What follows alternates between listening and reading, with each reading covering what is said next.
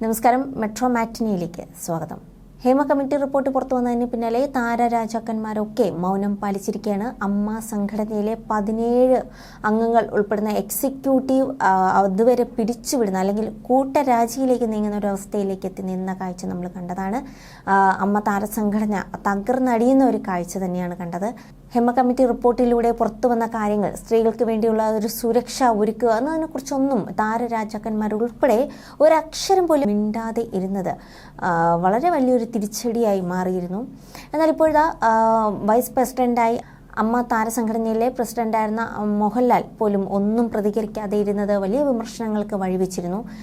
ഇപ്പോഴത്തെ അദ്ദേഹത്തിൻ്റെ ഫേസ്ബുക്ക് പോസ്റ്റാണ് വൈറലായി മാറുന്നത്. ചെന്നൈയിലാണ് മോഹൻലാൽ ഇപ്പോൾ. മോഹൻലാലിനൊപ്പമുള്ള ചിത്രം തമിഴ് സംവിധായകൻ വെങ്കട് പ്രഭു കഴിഞ്ഞ ദിവസം പങ്കുവച്ചിരുന്നു. മോഹൻലാലിൻ്റെതായി അടുത്ത തിയേറ്ററുകളിൽ എത്താനിരിക്കുന്ന ചിത്രം ബറോസ് ആണ്. മോഹൻലാലിൻ്റെ സംവിധാന അരങ്ങേറ്റം കൂടിയാണ് ഈ ചിത്രം. ഇതിനിടയിലാണ് ഹേമ കമ്മിറ്റി റിപ്പോർട്ട് പുറത്തു വരുന്നത്. ഇത്രയും വലിയ സംഭവ വികാസങ്ങൾ അരങ്ങേറുന്നതും. എന്നാൽ താരം ഇതിനെതിരെ ഒരു ഒറ്റ അക്ഷരം പോലും ഇതുവരെ പ്രതികരിച്ചിരുന്നില്ല. ഇപ്പോഴത്തെ അദ്ദേഹത്തിൻ്റെ മോഹൻലാലിൻ്റെ പുതിയൊരു ഫേസ്ബുക്ക് പോസ്റ്റാണ് വൈറലാകുന്നത്. മറ്റൊന്നുമല്ല, ഹേമ കമ്മിറ്റിയെക്കുറിച്ച് ഒരു അക്ഷരം പോലും മിണ്ടാതെ കേരളത്തിന് സഹായകമായിട്ടാണ് അല്ലെങ്കിൽ കേരളത്തിന് അനുകൂലമായിട്ടുള്ള ഒരു നിലപാടെടുത്തുകൊണ്ടാണ് മോഹൻലാൽ രംഗത്തെത്തിയിരിക്കുന്നത്. ഉരുൾപൊട്ടൽ ദുരന്തത്തിൽ തകർന്ന വയനാടിനായി യേശുദാസ് ആലപിച്ച സാന്ത്വന ഗീതം പങ്കുവെച്ചുകൊണ്ടാണ് മോഹൻലാൽ രംഗത്തെത്തിയത്.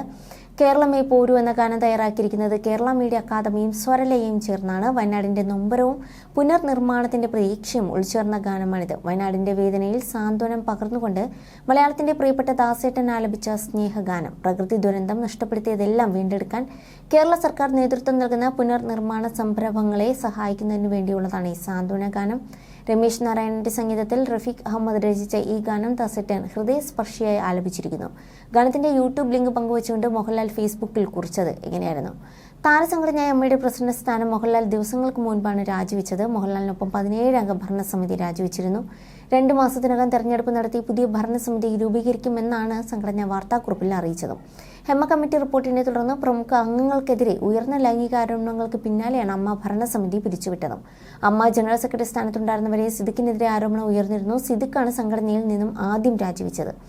അതേസമയം മാധ്യമങ്ങളെ അഭിമുഖീകരിക്കാതെയും ആരോപണങ്ങളോട് പ്രതികരിക്കാതെയും നേതൃത്വം രാജിവെച്ചൊഴിഞ്ഞതിനെതിരെ വിമർശനങ്ങൾ ഉയർന്നിരുന്നു.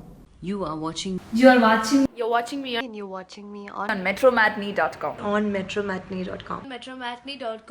metromatney.com. Subscribe for more videos. Subscribe for more videos. Subscribe here for more videos. Subscribe now. Thank you.